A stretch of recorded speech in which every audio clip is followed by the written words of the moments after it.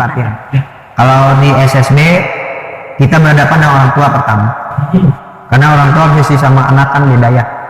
Kalau anaknya kita main, kalau anaknya tidak mumpuni berarti cadangan. Di orang tua kebanyakan ada yang nggak terima. Jadi dulu saat saya tuh kerja masih juga nggak terlalu fokus. Jadi karena itu kenapa saya memilih untuk resign kerja, karena saya juga kan kebetulan punya lisensi. Enggak, saya paling nggak senang, pragmatik nggak senang saya.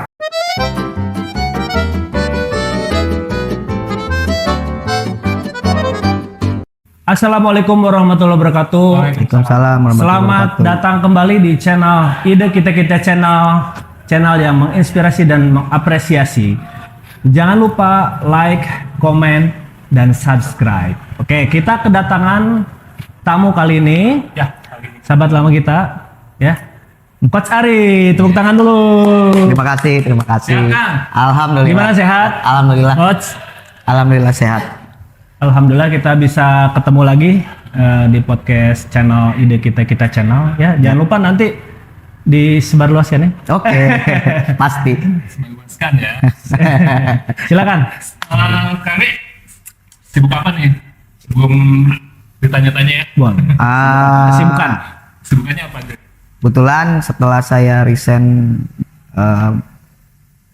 bekerja, udah resign, saya fokus di dunia kepelatihan. Dunia kepelatihan. Ya. Sebelum resign itu ceritanya gimana? Dulu sambil kerja sambil melatih atau Oke, gimana? jadi dulu saat saya tuh kerja melatih juga nggak terlalu fokus.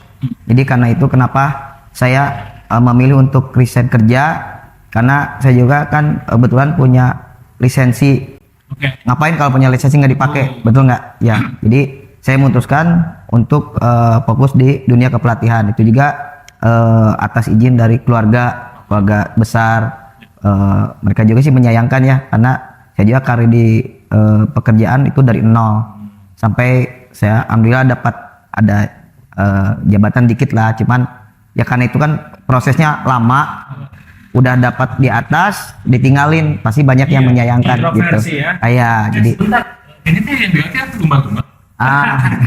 Apa tuh yang dilatih? kucing Pak.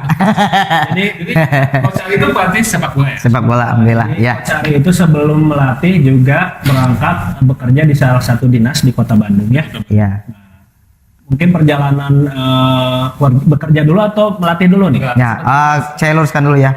Itu dulu saya kerja itu bukan di dinas. Jadi saya itu di pengurus di gedung Taman Pramuka. Cuman afiliasinya laporannya ke Pemkot sama ke dinas pemuda dan olahraga. Itu bidangnya di kepramukaan. Masih ada hubungannya berarti ya? Masih ada. Ya. Nggak ada hubungan. Ya. Pramuka ke bola ya. Di situ. Dinasnya olahraga. Oh iya, betul. Nah, nanti kita tuh seperti biasa nih kalau ngundang tamu-tamu tuh selalu pengen mewakili tagline kita. Apa tagline? Inspirasi dan apresiasi. Inspirasi dan apresiasi. Jadi kita mulai sesuatu cerita di masa kecil Kang Ali yang ada hubungannya ke apa yang dikerjain sekarang. Mungkin inspirasinya dari masa kecil mungkin ya bisa Oh, iya. Dua ini. Iya. Oke, garis besarnya biografi lah ya. Apa dulu awalnya melatih apa dulu nih? Oke, saya pertama kenapa saya tertarik di dunia kepelatihan? Dulu waktu masih SMP, waktu SD kelas 2 SD itu udah senang main bola. Itu saya besar di Garut, hampir tiap hari saya di lapangan bola.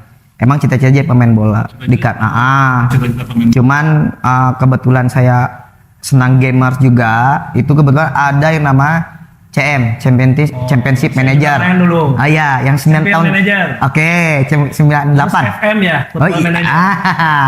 Dari situlah kenapa saya tertarik. Karena di situ kan menjelaskan masalah dari manage, Ya. transfer, apa itu apa dari A sampai Z lah ya. Jadi dari situ saya mulai tertarik, tapi main bola tetap. Sempat saya main nggak sampai liga sih, cuman tarkam saja sampai Sumatera, sampai Lampung, gitu.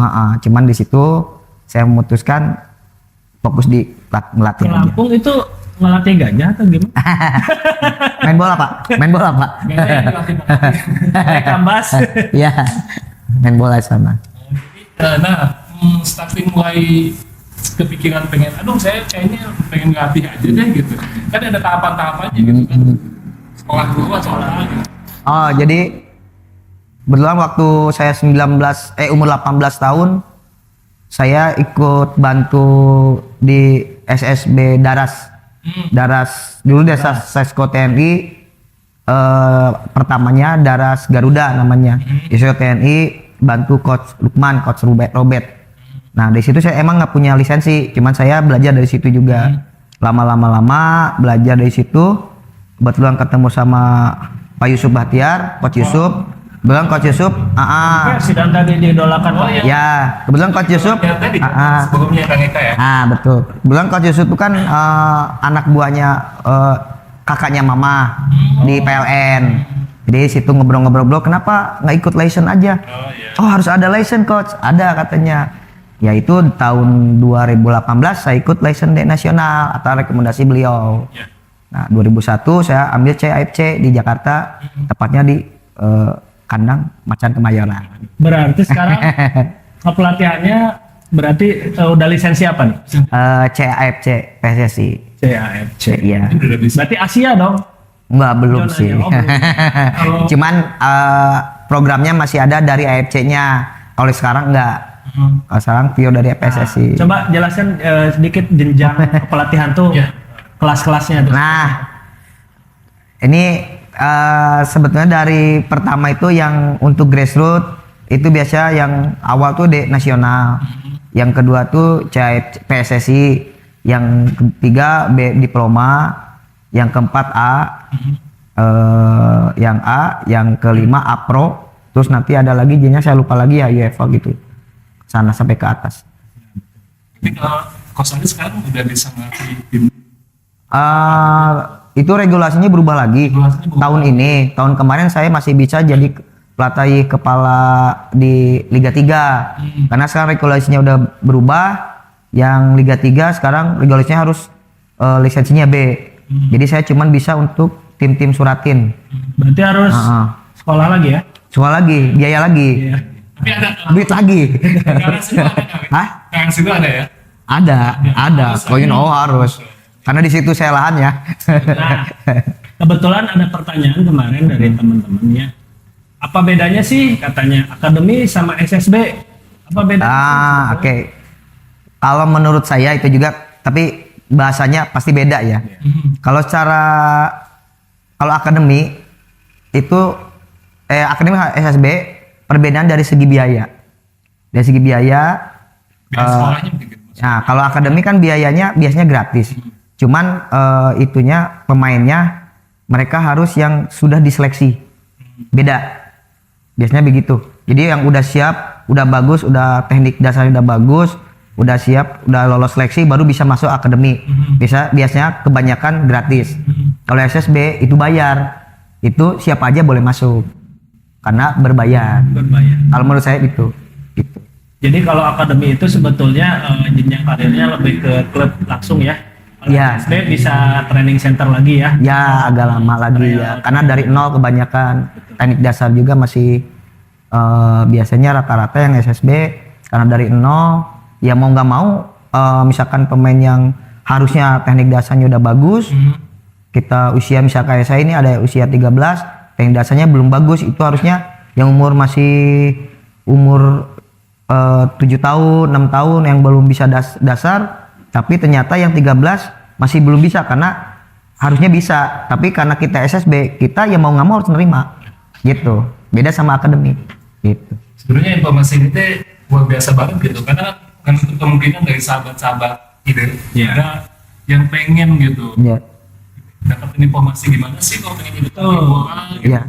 Ya. Jadi informasinya ini cukup membantu lah ya. Ya. Nah, kebetulan ada pertanyaan lagi di Twitter ya. Bagaimana sih jenjangnya ketika saya sudah stuck di SSB atau di akademi, dia pengen karirnya itu ke klub gitu. Jadi dia tuh jenjangnya seperti apa, entah ikut apa gitu. Oh ya. Atau gimana? Itu biasanya kita lihat dari SSB tersebut, apakah SSB tersebut kompeten di apa, biasanya kan SSB beda-beda ya. Grade-nya yang udah ada afiliasi sama klub-klub, misalkan Liga 1, EPA itu biasanya kita bantu juga dari staf pelatih juga. Ya saya ada kenalan, kita bisa majuin anaknya. Tapi tetap kita programnya tetap seleksi. Ya maaf kalau di Indonesia emang masih kebanyakan ya masih EPA aja harus pakai uang, Segar pakai uang, kebanyakan ya maaf, tapi emang kenyataan seperti itu. Ya jujur, emang kenyataan seperti itu. Nah, jadi ketakutan itu. ya takut. Ya. Jadi itu tadi. Jadi Pinggir jurang. jadi kalau di Gunur nih inspirasi menjadi pelatih bola itu sebetulnya udah ada dari kecil ya. Dari kecil. Main bola. Gitu. Suka game bola juga. Suka game bola. Game bola, juga. Terus kebetulan pengen jadi pemain bola. Betul. Tapi nggak kenyampean. kesampaian. Gitu. Nah, pelatih bola punya idola pelatih gitu. Oh punya lah. Di lokal siapa kan? Kalau di lokal terus terang saya Nggak ada. ada. Kalau ini Coach Jano, Oh aja. Coach Indra Safri. Itu Kenapa? biasa. Filosofinya kenapa? Iya, karena tiap pelatih itu biasanya punya Beda-beda. masing-masing. Senang sama figurnya beliau. Figur. Itu aja sih. Saat kepemimpinan Karisma. ya. Karismanya ya. Cara Karena pelatihnya. saya kebetulan Leadership. pernah tukar pendapat sama beliau-beliau pernah. Jadi ya taunya itu dua-duanya beliau itu. Jadi saya tahu karakter mereka gitu. Tukar pendapat. Tukar pendapat. Bukan tukar. Tukar guling bukan. Gitu ya. Kalau dari luar, Oh, kalau luar saya terus terang Pep Guardiola. kenapa berdua? Karena saya senang bola-bola pendek tiki taka. Oh, iya. Oh, musuhnya Simone Inzaghi. Simone Inzaghi. Favorit saya. Saya punya Oh, Mourinho. Mourinho itu sebuah ibarat negatif tuh, aduh. ya. Waduh. Walaupun nggak indah tapi ya. Enggak, saya paling nggak senang. Pragmatik nggak senang saya. Nah, tadi kan udah ngobrol dari awal karir ya dan hobi segala macam. Sekarang apa yang mau ditanyain lagi? Jadi melatih usia berapa aja kali? Kebetulan yang dipegang sama saya itu usia 13 tahun. 13 tahun. Kelahiran 2010. Tapi 2009 usia 14 juga ikut ngelatih, cuman bantu teman karena emang tidak ada yang bantu gitu. Jadi saya bantu gitu. Terus kadang-kadang saya backup juga kalau ada pelatih yang izin atau apa, saya pegang juga dari usia yang 12 tahun, 11 tahun, 10 tahun juga. Di TK juga saya melatih yang di TK juga. Jadi karena berbeda-beda usia, berbeda-beda grade, tentunya Kang Alif punya kalau di dunia pendidikan itu dunia pelatihan Jenjang. silabus beda. Itu ada selain pelatih teknik bolanya, ada Teorinya mungkin ya. apa lagi tuh? Panduan. Oh, kalau saya di banyak di segi teknik ya. Oh di segi teknik. Kalau physical trainnya beda lagi. Iya. Itu ada levelnya, ada lisensinya lagi. Masing-masing ya, Masing-masing ada spesialisasi. goalkeeper, ada Kenapa pentingnya pertanyaan itu? Karena mungkin dari sahabat-sahabat ini juga ada yang udah punya anak gitu. Jadi apa aja sih yang didapat jika anaknya dimasukin ke sekolah bola gitu? Selain latih bola, ada sesuatu yang Kebanyakan juga orang tua banyak yang nanya. ya. Nah, anak saya harus kemana nih? gitu. Ada harus ke akademi atau SSB atau Oh. ditarik ke klub atau futsal. Oh. Nah kadang-kadang ini yang sering pertanyaan tuh banyak dari orang tua. Apakah anak saya harus ke futsal dulu? Bisa nanti larinya ke main bola atau main bola Balik dulu ya, lari ke banyak. futsal? Nah, itu sebenarnya ada sedikit perdebatan masalah itu ya. Kalau saya terus terang, kalau anak didik saya banyak di futsal itu biasanya berubah drastis di bola. Karena dari segi teknik, misalkan first touch, passing, itu udah berbeda. Beda ya? Berbeda. Jadi saya bilang perubahan. Nah, untuk pertanyaan selanjutnya, saya mau minum dulu. Oh, iya. Boleh ya? Oh, iya. Nah, coba minum dulu. Kebetulan Karena kita aus. aus ya, keren Iya, ya. kebetulan dari Dari RMC. mana ini? Dari RMC RMC. ada air minumnya. Air minum sehat dan Biar segar. menghilangkan dahaga. Ini cocok banget buat temen-temen yang sering olahraga ya. khususnya teman-teman di komunitas bola nih. Oh, iya. Kenal dong sama yang Udah kenal lah pasti yang dari komunitas. Kalau RMC Seger ya? masa nggak ada yang kenal, kebangetan. RMC. Jadi bisa di ordernya di mana nih? Di Instagram ada RMC. ya. Nanti kita Instagram Nanti kita bagian linknya di bawah. Linknya di bawah. Oke, Kak Ali, tadi kan udah nih.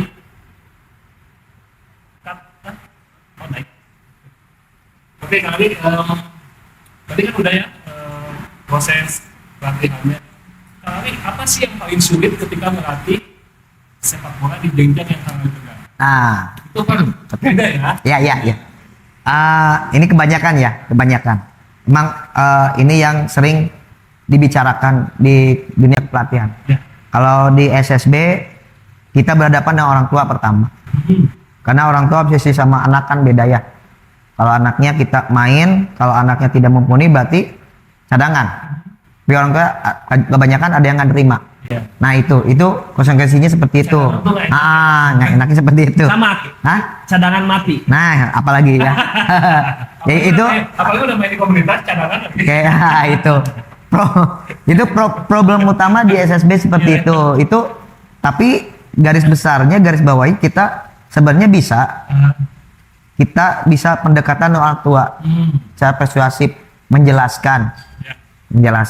Terus ada faktor kedua, kalau misalkan wali siswa yang banyak support di masalah keuangan atau apa, otomatis misalkan SSB ada orang tua, salah satu orang tua yang support masalah keuangan di SSB itu jadi donatur misalkan, tapi anak tersebut skillnya biasa-biasa aja, ya mau nggak mau kan terpaksa dimainkan tim utama, ya problem lagi sama yang lain.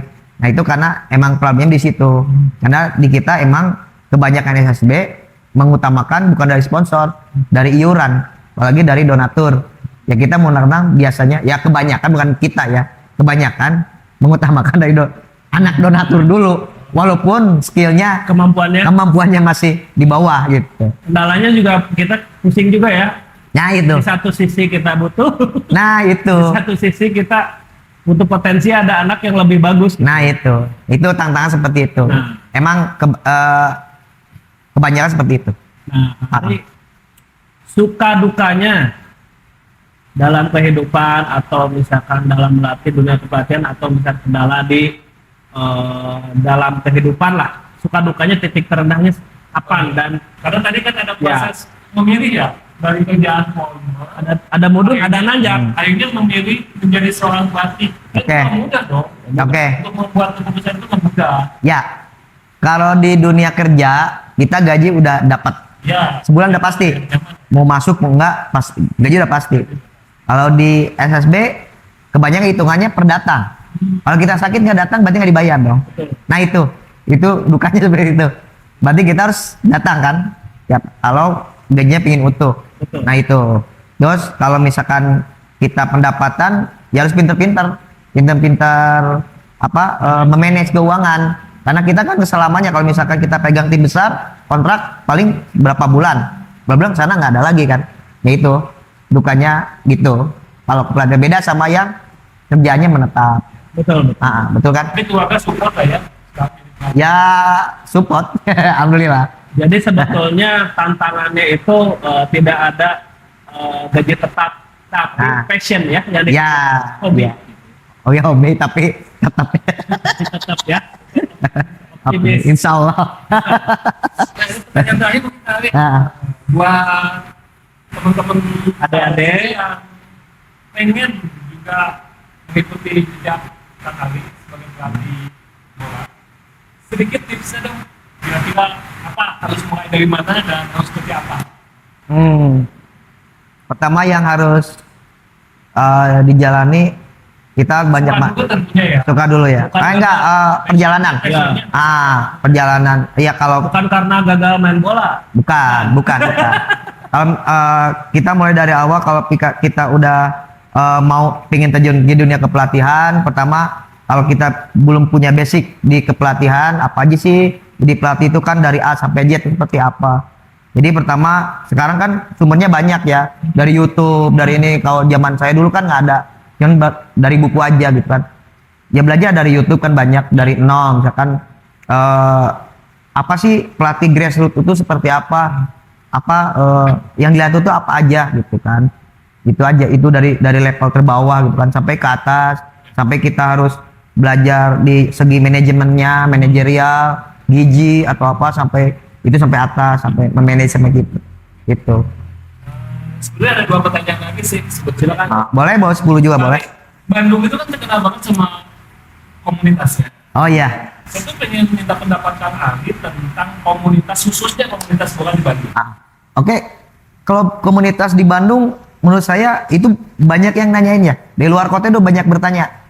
Di Jakarta, waktu di Jogja itu pada nanyain. Karena sejauh ini tuh kalau saya mungkin saya salah yang mau dikoreksi. Sejauh ini yang paling hidup komunitas bola nah ini Bandung deh. Ya emang Bandung, benar Bandung. Itu saya waktu di Solo pernah banyak bertanya, Coach itu komunitas ada berapa banyak? Wah, dia sampai ratusan kata saya. Tapi setiap tim pasti pemainnya ada yang itu juga. Nah itu, tapi saking banyaknya. Tapi enggak, maksudnya pasti ketemu orang. Tapi ada satu pemain bisa sampai punya 4 tim, 3 tim pasti. Cuman emang bisa sampai ratusan misalnya gitu. Sengaja yang tim-tim yang bermuncul yang baru juga saya belum tahu. Kadang-kadang ada tim lagi muncul. 1000 jersey ya? Saya juga jelasin 1000 bendera. 1000 bendera. Nah, Tapi wadah untuk, kan selama ini kalau ngomongin komunitas cuma friendly match biasa. Sebetulnya wadah untuk kompetisinya itu perlu nggak sih? oh perlu banget. Komunitasnya juga senang nggak Wadah? Ya, perlu banget. Kenapa? Karena kita kasih kesempatan untuk pemain yang nggak pernah mencicipi liga resmi.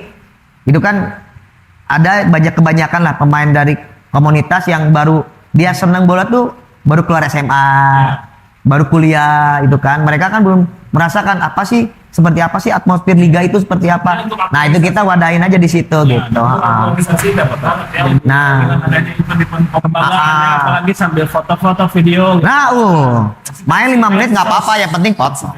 Apalagi kalau dihubungkan dengan sisi bisnisnya, Oh iya, benar. Jadi Ya. tagline-nya itu kalau sepak bola komunitas gaya nomor 1, ya. skill Nomor Mana 3. nanti, gitu. Nomor 5. Pertanyaan terakhir, itu benar pertanyaan terakhir. Bener ya. Bener nih. Janji ya. Sedikit melebar ya. Saya tuh tertarik banget kan kalau dengan nanya tentang sepak bola Indonesia dari berbagai sudut pandang. Sekarang dari sudut pandang pelatih bola gitu. Tadi kan ada pemain misalnya. Menurut Kang Ali, sepak bola Indonesia itu kayak gimana? Sebenarnya kita Liga Indonesia. Ini disclaimer dulu ya. Ini benar-benar opini. Apa ini? Liga Indonesia, menurut pandangan saya, Liga Indonesia udah bagus. Udah bagus. Tapi dari sisi apanya ya? Udah bagus. Tapi dari sisi penyelenggaraan itu masih banyak yang, apalagi dari pengadil lapangan, itu yang perlu banget dibenahi. Ya, banyak sekali pertandingan-pertandingan yang sangat dirugikan karena kita juga kan masih belum menggunakan VAR. VAR aja masih ada kesalahan kan, apalagi yang tidak pakai VAR. Kenapa Liga Indonesia sekarang memakai 2 wasit asing dari Jepang? Karena untuk contoh Kemarin saya pertandingan pantas saya juga nanya kemarin pertandingan Persib lawan itu ya, kemarin itu Arema apa? Yang kemarin itu lawan mana? Persib Kediri. Itu si wasitnya wasit Jepang. Dari Jepang, benar. Itu 2 kemarin tuh Persib Solo lawan mana ya, sama Persib lawan itu dari Jepang. Karena untuk contoh sama wasit yang lain. Naturalisasi ya. Naturalisasi sama benar. Itu aja. Mungkin sudah banyak banget dari Coach Ari ya, tips dan triknya gimana menjadi pemain bola ataupun pelatih bola. Terima kasih banget nih Coach Ari sudah datang ya. Sama-sama. Kita part 2 ya. Oke, siap, sama-sama. Sukses.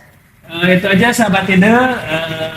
bincang-bincang kita dengan Coach Ari. Jangan lupa like, comment, share, dan like ya.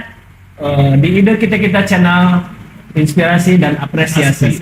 Assalamualaikum warahmatullahi wabarakatuh. Waalaikumsalam. Oke, next.